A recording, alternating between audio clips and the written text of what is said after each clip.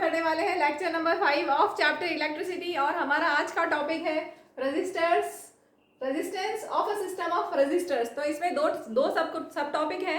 पहला हम ले रहे हैं रेजिस्टर्स इन सीरीज। इसमें दो एक्टिविटीज हैं तो दोनों को हम समझेंगे। पहले लेते हैं एक्टिविटी 12.4। फिगर आपको पहले गिवन है। ये रेजिस्टर्स हमने 3 रेजिस्टर्स लिए R1 R2 R3 and when resistors are joined end to end, एक रजिस्टर का एक एंड दूसरे रजिस्टर के एंड से ज्वाइन करते हैं। जब एंड टू एंड ज्वाइन करते हैं then we say that resistors are in series. ऐसा इसलिए बोल रही हूँ क्योंकि जब आप को कॉम्बिनेशन मिलेगा जिसमें सीरीज और पैरेलल रजिस्टर्स एक साथ होंगे तब कंफ्यूजन हो जाता है कि कौन सा सीरीज कनेक्शन में और कौन सा पैरेलल कनेक्शन में। तो एक चीज़ आप उसमें एक हिंट ये है कि आप ये देखें कि end to end resistor join है और सेम करंट फ्लो हो रहा है तो वो रजिस्टर्स सीरीज में होंगे। ठीक है, तो यहाँ पर हमें एक्टिविटी 12.4 को समझते हैं। Join 3 resistors of different values in series. 3 resistors ले लिए R1 R2 R3। Suppose R1 है 1 ओम, R2 2 ओम एंड R3 3 ओम। ठीक है, और हमने इनको सीरीज में कनेक्ट कर लिया है। साथ में हमने लगाया है बैटरी यहाँ पर 1.5 और 1.5 तीन 1.5 वोल्ट के हमने लिए तो मतलब 4.5 वोल्ट हमारे पास हो गया। तो हमने ये बैटरी ली है। बैटरी का पॉजिटिव टर्मिनल और ये नेगेटिव टर्मिनल। ये बैटरी का पॉजिटिव टर्मिनल है तो एमीटर के पॉजिटिव टर्मिनल से कनेक्ट होगा। ठीक है, बैटरी का नेगेटिव टर्मिनल वोल्ट मीटर के नेगेटिव टर्मिनल से कनेक्ट होगा। ध्यान से सुनिए,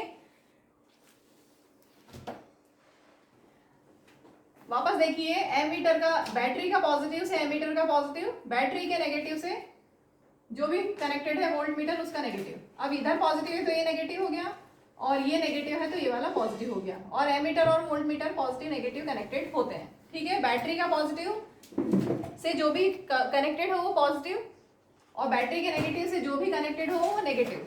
ठीक है, जो भी हो, एमीटर हो या वोल्ट मीटर हो। Ammeter is for measuring current and voltmeter is for measuring potential difference. ठीक है, अब आगे क्या दिया है? हमने रजिस्टर्स लगा दिए, बैटरी लगा दी, एमीटर लगा दिया, की।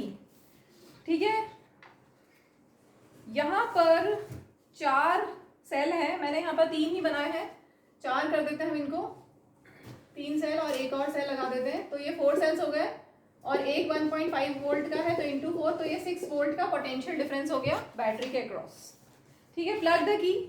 जैसे ही प्लग द की करेंगे तो क्या होगा? करंट फ्लो करेगा सर्किट में। सर्किट में करंट फ्लो होगा तो एमीटर में रीडिंग आ जाएगी और वोल्ट मीटर में भी रीडिंग आ जाएगी। एमीटर में जो रीडिंग आई वो हमें देगी करंट कितना फ्लो हो रहा है सर्किट में, और वोल्ट मीटर में जो रीडिंग आई वो हमें देगी कितना पोटेंशियल डिफरेंस है अक्रॉस रजिस्टर्स। अब दिया है change the position of ammeter to anywhere in between the resistors. अब हम रजिस्टर्स में कहीं पे भी अगर एमीटर की पोजीशन को चेंज करें, ध्यान से देखिएगा। एक रजिस्टर, फिर सपोज मैंने एमीटर को यहाँ लगा दिया, फिर सेकंड रजिस्टर और थर्ड रजिस्टर। अब आप वैल्यूज चेक। अब यहाँ पर आप एमीटर में रीडिंग देखो। फिर आप ऐसा कर सकते हैं कि ये R1 R2 के बाद आपने एमीटर लगा दिया, फिर आप एमीटर में रीडिंग देखो कितनी आ रही है। और आप ऐसा भी कर सकते हैं या आप स्टार्टिंग में भी कर सकते हैं। पहले एमीटर लगा दिया फिर 3 रजिस्टर्स हैं। ठीक है, आप अलग अलग सिचुएशंस रख के देखिए। तीनों इस सिचुएशन में, इस सिचुएशन में, इस सिचुएशन में, इस सिचुएशन में, सभी सिचुएशंस में आपको करंट की वैल्यू सेम मिलेगी। तो आपको क्या ध्यान रखना है? जब भी रजिस्टर्स सीरीज में होते हैं, when resistors are connected in series, तो क्या सेम होता है? करंट सेम होता है। सभी में सेम करंट फ्लो होता है। सेम करंट फ्लो होता है। Current is same current flows through all the resistors which are connected in series. अब यहाँ पे क्वेश्चन है, एक्टिविटी में क्वेश्चन है, do you find any change in the value of current through the ammeter? No. You will observe that value of current in the ammeter is the same independent of its position in the circuit. चाहे आप R1 और R2 के बीच में लगाइए, चाहे R2 R3 के बीच में लगाइए, चाहे R3 के बाद लगाइए, चाहे R1 के पहले लगाइए, एमीटर में सेम रीडिंग आएगी। It means that in series combination of registers the current is same in every part of the circuit और the same current through each register. चलिए अब हम करते हैं एक्टिविटी 12.5। तो उसके लिए यहाँ पर फिगर दिया हुआ है। अब एक बार एक्टिविटी को देखते हैं बुक से। In activity 12.4 insert a voltmeter across the ends x and y of the series combination of 3 resistors. क्या बोला है यहाँ पर? इस एक्टिविटी में जो 12.4 वाली एक्टिविटी है, इसमें हमने यहाँ पर एक्स और वाई के अक्रॉस एक वोल्ट मीटर कनेक्ट किया, ठीक है। Plug the key in the circuit and note the volt meter reading. तो आपको कुछ वैल्यू मिलेगी, वोल्ट मीटर में कोई रीडिंग आएगी। It gives the potential difference across the series combination of resistors. तो वो जो वोल्ट मीटर में रीडिंग आएगी वो एक्स और वाई के अक्रॉस आपको मिली, मतलब वोल्ट मीटर जो वोल्टेज मिलेगा वो एक्स वाई के अक्रॉस मिलेगा, कोई आपको वैल्यू मिलेगी, ठीक है, एक्स वाई के अक्रॉस, और उसकी कोई एक वैल्यू होगी, उसको हमने मान लिया V। Let voltage potential difference across X Y is V। Now measure the potential difference across the two terminals of the battery. अब ये जो बैटरी के दो टर्मिनल्स हैं इनके अक्रॉस भी पोटेंशियल डिफरेंस आप मेजर कीजिए, वोल्ट मीटर को इन दोनों से लगा के मेजर कीजिए, तो भी आपको वही वैल्यू मिलेगी जो यहाँ पर है, सेम वैल्यू मिलेगी। कंपेयर द टू वैल्यूज, तो हमें सेम वैल्यू मिलेगी, ठीक है। चाहे आप एक्स वाई के अक्रॉस वोल्ट मीटर को लगाएं, चाहे आप बैटरी के अक्रॉस वोल्ट मीटर को लगाएं, आपको वोल्टेज पोटेंशियल डिफरेंस की वैल्यू सेम मिलेगी, वोल्ट मीटर में सेम रीडिंग आएगी, लेट इट बी V। अब आगे दिया है टेक आउट द प्लग की, ठीक है, टेक आउट द प्लग की मतलब हमने स्विच ऑफ कर दिया है, डिसकनेक्ट द वोल्ट मीटर, ठीक है, इतना क्लियर हो गया। अब हमने प्लग की को हटा दिया, वोल्ट मीटर को डिसकनेक्ट कर लिया। अब क्या करना है हमें, now insert the volt meter across the ends X and P of the first resistor. अब ध्यान से देखिए, मैंने यहाँ पर रजिस्टर्स जो थे R1 रजिस्टर, R2 रजिस्टर और R3 रजिस्टर, ये आपके पास रजिस्टर्स है R1, R2, R3।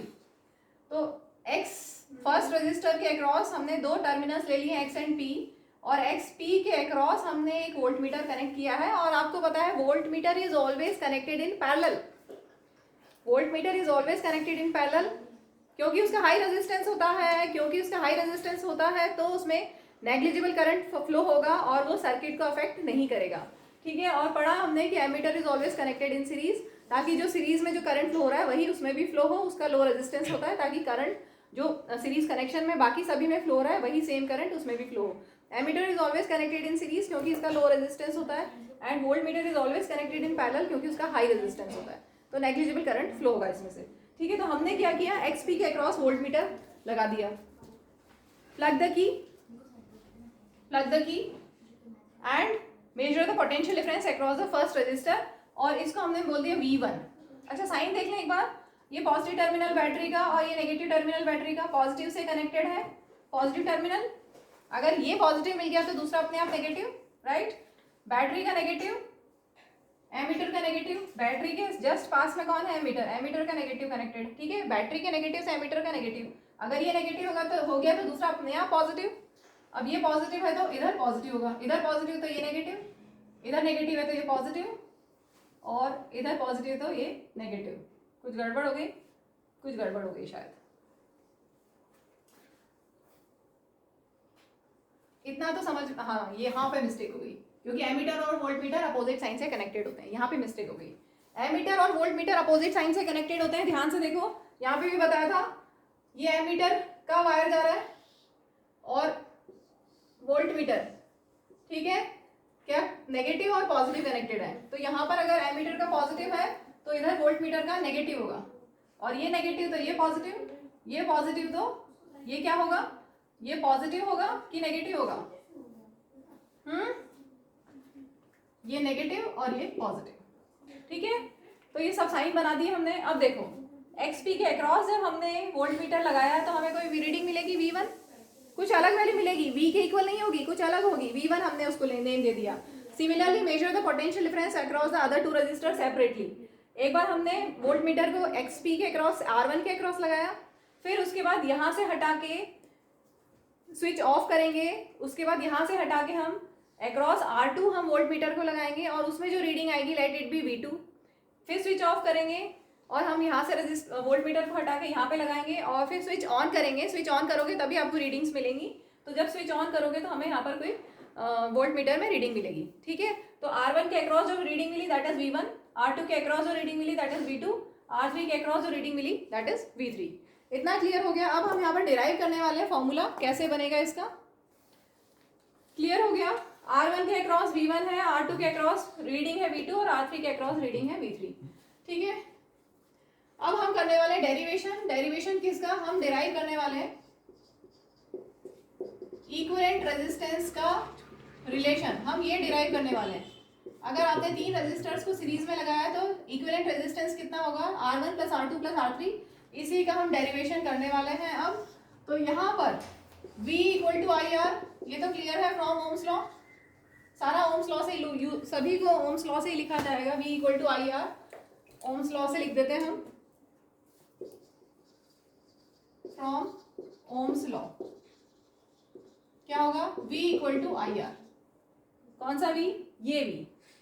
First activity जो हमने की थी 12.5, इसमें जो वोल्ट मीटर में रीडिंग आएगी that will be equal to जितना करंट फ्लो हो रहा होगा, ये पॉजिटिव टर्मिनल है, करंट ऐसे जा रहा होगा, ठीक है, इनटू जो भी इक्विवेलेंट रेजिस्टेंस इन तीनों का कोई कॉम्बिनेशन का कोई इक्विवेलेंट रेजिस्टेंस होगा उसके इक्वल, ठीक है। V equal to I R, ये ओम्स लॉ से हमने पढ़ा है। अब अगर आप इंडिविजुअल्स को देखोगे, इंडिविजुअल रेजिस्टर्स को देखोगे तो हम क्या लिख सकते हैं? V1 equal to I R one. ये तो क्लियर हो गया कि एमीटर में रीडिंग सेम आ रही थी, एमीटर में करंट, एमीटर में जो रीडिंग आएगी वो सेम रहेगी और वोल्ट मीटर में रीडिंग्स डिफरेंट होगी, ठीक है। V1 V2 V3 डिफरेंट होगा और एमीटर में जो रीडिंग आएगी करंट की वो सेम होगी, सीरीज कनेक्शन है इसलिए।